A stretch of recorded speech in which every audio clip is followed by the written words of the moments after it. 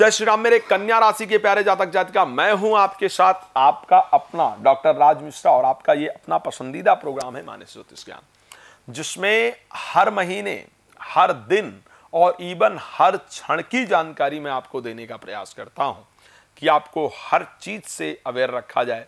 आपका कौन सा ग्रह कब परिवर्तन हो रहा है, कब अस्त हो रहा है, क्या परिस्थिति है।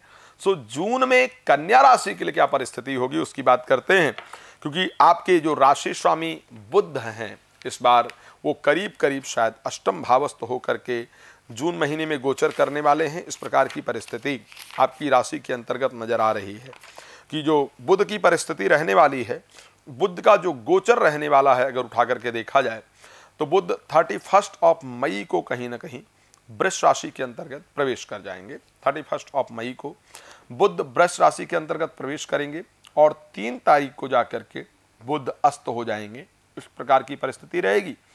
जून में भगवान शनि का जन्मदिन भी है और बृहस्पति का जो उदय होने का कार्य है वो भी जून महीने के अंतर्गत रहेगा। तो आपके राशि स्वामी 31 मई को अष्टम भाव से निकल करके और आपके जो 9th हाउस है वहां पर जाकर के पहुंचेंगे। तो ये आपके लिए बड़ा खुशखबरी का विषय रहने वाला है। अगर देखा जाए कि आपके राशि स्वामी एक अच्छी परिस्थिति के अंतर्गत आकर के गोचर करेंगे, तो हम इसकी एक बार अच्छी जानकारी आपको देने का प्रयास करते हैं कि बुध एक्चुअल में आपके लिए क्या रिजल्ट लेकर के आएंगे, क्या परिस्थिति आपके लिए रहेगी बुध के इस परिवर्तन से, इस अच्छी परिस्थिति से।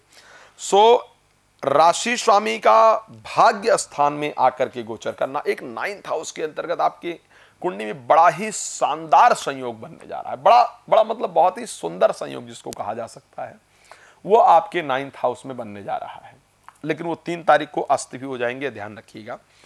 सो जो सुंदर संयोग आपके 9th हाउस में बनेगा, वहां रहेंगे बुध, शुक्र, गुरु और सूर्य। 4 प्लैनेट, एक दशमेश और लग्नेश हैं, एक चतुर्थेश है और उसके साथ एक भागेश है और एक द्वादशेश है। आप मतलब इस प्रकार के योग की कल्पना करना शायद ज्योतिष में बहुत आसान नहीं होता है। इस प्रकार के संयोग जनरली ज्योतिष में बनते नहीं हैं, जो आपके 9th हाउस में इस बार बनने जा रहे हैं। 9th हाउस में कौन कौन है? गुरु हैं, शुक्र हैं, सूर्य हैं और बुध हैं।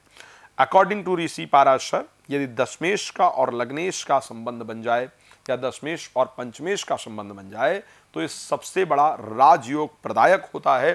तो मैं इस विषय में ये निश्चित रूप से कह सकता हूं कि इस माह के अंदर आपका भाग्य खुलने वाला है, आपका भाग्य चमकने वाला है। जो अभी तक कोसते थे कि मेरा तो भाग्य साथ नहीं दे रहा है, मैं क्या करूं, मुझे कोई रिजल्ट नहीं मिल रहा है, निराशा की दुनिया की तरफ अपने आप को लेकर के चले गए थे, तो फिर से एक आशा की किरण जगेगी, एक आशा की उम्मीद जगेगी, फिर से भाग्य का सहयोग मिलेगा और आपको जीवन के अंतर्गत एक अच्छे रिजल्ट की प्राप्ति निश्चित रूप से होगी। इसको ध्यान रखिएगा।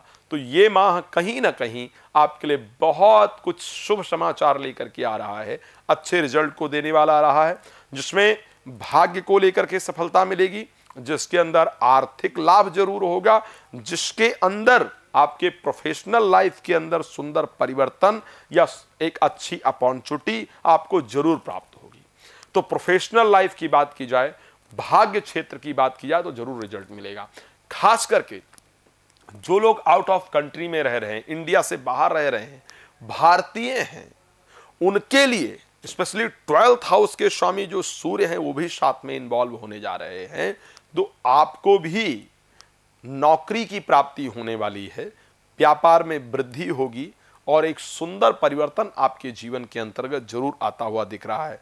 तो इस महीने के अंतर्गत भाग्य और कर्म को लेकर के, और अगर मैं प्रॉपर्टी की बात करूं, यह बड़ा इंपॉर्टेंट है, किसी ऐसे से आपकी मुलाकात होने वाली है या होने वाला है जिसको आप दिल से चाहते थे या चाहती थी।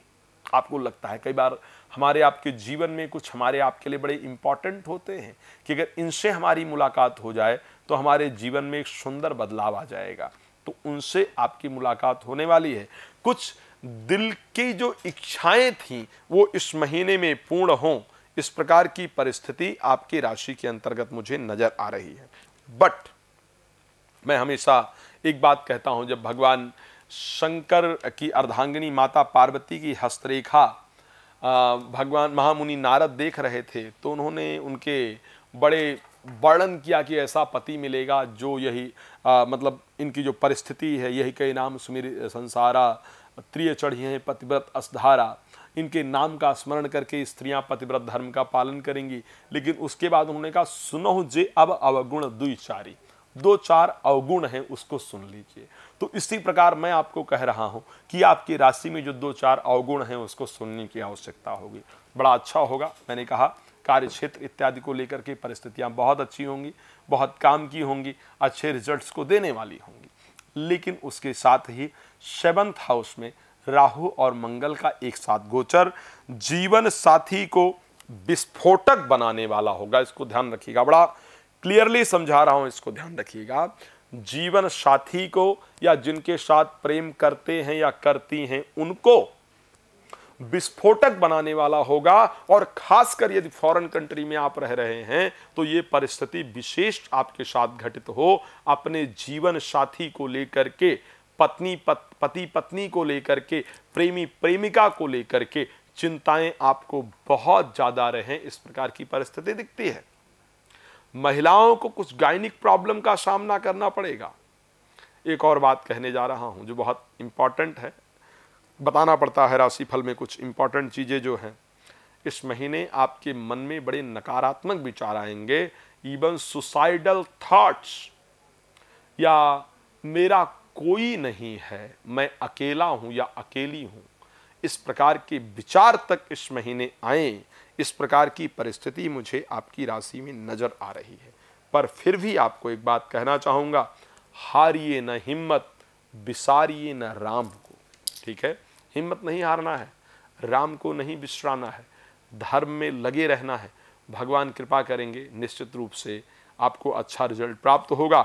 कोई राम कथा, भागवत कथा, शिवपुराण कथा इत्यादि कराना चाहते हैं मेरे द्वारा तो आप संपर्क कर सकते हैं। कहीं भी रहते हैं इंडिया में, इंडिया से बाहर में, सब जगह इस कार्यक्रम को करता हूं।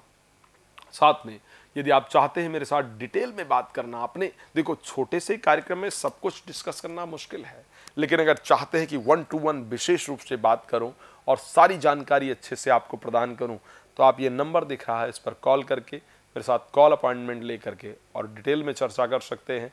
रात को 9 बजे, दोपहर को 12 बजे लाइव आता हूँ, मेरे साथ लाइव जुड़ सकते हैं। भगवान आपको बहुत प्रसन्न रखें। इन्हीं शुभकामना के साथ जय श्री राम, बहुत धन्यवाद।